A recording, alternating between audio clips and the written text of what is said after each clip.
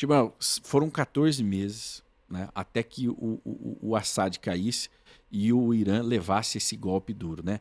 Ó, o primeiro tijolo caiu com a eliminação de um alto funcionário das forças Quds, da Guarda Revolucionária, o Mohamed Razea Zahad, num ataque em Damasco em abril. O outro caiu no final de setembro com a eliminação de Nasrallah em Darya. E o clímax veio com a queda do regime de Assad, o que sinaliza que o Irã está perdendo um elo importante do eixo. E, acima de tudo, este acontecimento marca os danos no eixo do contrabando da Síria ao Líbano, que era o canal de oxigênio para os terroristas do Hezbollah no último sábado. Então, você fala assim, poxa, o Hezbollah, né? Israel derrotou o Hezbollah e aí o Hezbollah não defendeu Assad, né? É realmente sabe aqueles castelinhos de cartas, né? E uma carta sustenta a outra. Veja, cai Nasrallah, o Hezbollah fica debilitado, começando justamente com aquela operação de inteligência de Israel, né? Dos pagers, né? Aí algumas semanas depois, 1 ou 2 meses depois, Nasrallah é eliminado, que era o secretário-geral do Hezbollah. O Hezbollah fica perdido. As forças de Israel conseguem destruir aí 50% das capacidades totais do Hezbollah no Líbano e também na Síria. Bom, começa desmoronando, né, o jogo de cartas com as lideranças sendo eliminadas. Após as lideranças serem eliminadas, Israel começa a dificultar a entrega de armamentos, né, Foi uma estratégia, e coisas estratégicas, né? Shimon, foi uma importante estratégia, né, da inteligência israelense quando sinalizou às lideranças do Hezbollah que a sua comunicação estava comprometida com a explosão dos pagers e depois dos walkie-talkie. Aí, isso da provocação de que eles se reunissem para planejar os ataques, né? E essa reunião, né, com as cabeças, com as autoridades que dariam ali queriam delegar as funções para a operação do grupo terrorista, eles foram eliminados dentro, ou seja, morderam a isca. Né? Morderam a isca, cai o Hezbollah, Bashar al-Assad fica sem o seu principal escudo, visto que, veja bem, gente, a primeira peça do tabuleiro, ou a primeira carta que foi retirada, que era uma carta que sustentava muito, eram os russos. Silenciosamente foram movendo as suas forças para a Ucrânia. Então não é nem uma vontade russa, né? É uma necessidade. Né? E daí sim, para fazer ao contrário, precisaria de muita boa vontade, ou seja, muito motivo. Os russos teriam que ter ali um interesse maior que as fronteiras com a Ucrânia, o que não existe dentro da Síria.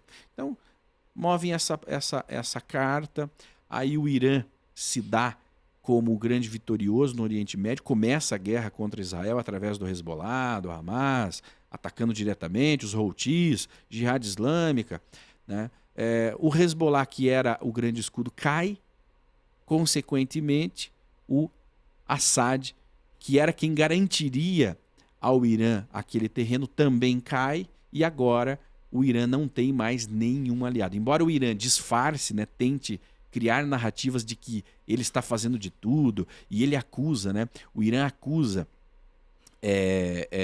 Hoje o Khamenei, que é o Ayatollah, se pronunciou e ele acusa Israel. Estados Unidos e Israel são os responsáveis pela queda de Assad. Resistência, né, que abrangia toda a região. Não deve haver dúvidas do que o que aconteceu na Síria é resultado de um plano conjunto americano e sionista.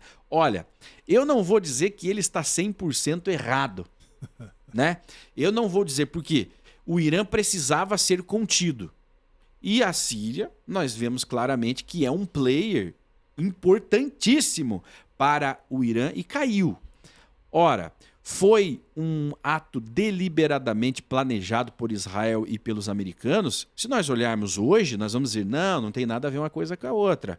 Mas se nós formos olhar para trás, para os serviços de inteligência, lógico, algumas coisas saíram fora do controle. Seria uma grande teoria da conspiração. Olha o que aconteceu em 7 de outubro, a invasão do Hamas, né? Isso teria fugido do controle.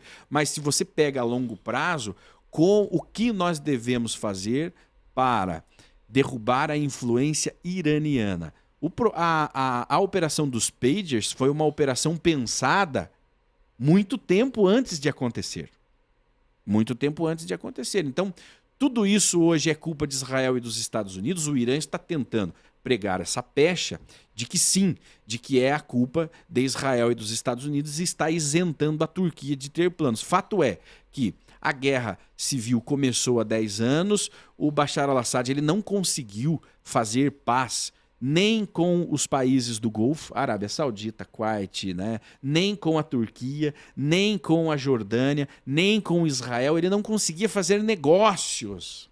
E muitos negócios econômicos precisam ser feitos no Oriente Médio. E Bashar al-Assad era um entrave para todo mundo, e o Irã é um entrave para todo mundo. O Irã é um bloqueio, né? Agora, o que pode acontecer no Irã? A Primavera Árabe, que derrubou o governo da Líbia, né, de Muammar Gaddafi, que balançou a ditadura de Assad, ela funcionou. Ou seja, o Irã ele está sujeito de que essa primavera árabe venha brotar exatamente dentro dos seus territórios, encontrando exatamente um governo fragilizado, um cisma exatamente entre ele e a guarda revolucionária, que são considerados como reformistas. O Assad era um reformista, né? Então os reformistas dentro do regime islâmico, eles são tratados assim com um certo grau de desconfiança. Ou seja, são usados para controlar as forças fiéis ao a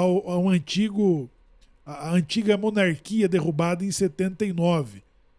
E agora, com todas essas derrotas sucessivas que o Irã está sofrendo, né, inclusive dentro da sua capital, com Israel atingindo todos os alvos desejados, inclusive dentro da sua fortaleza, aonde foi morto o Ismail Haniyeh, né, na nomeação do novo presidente iraniano.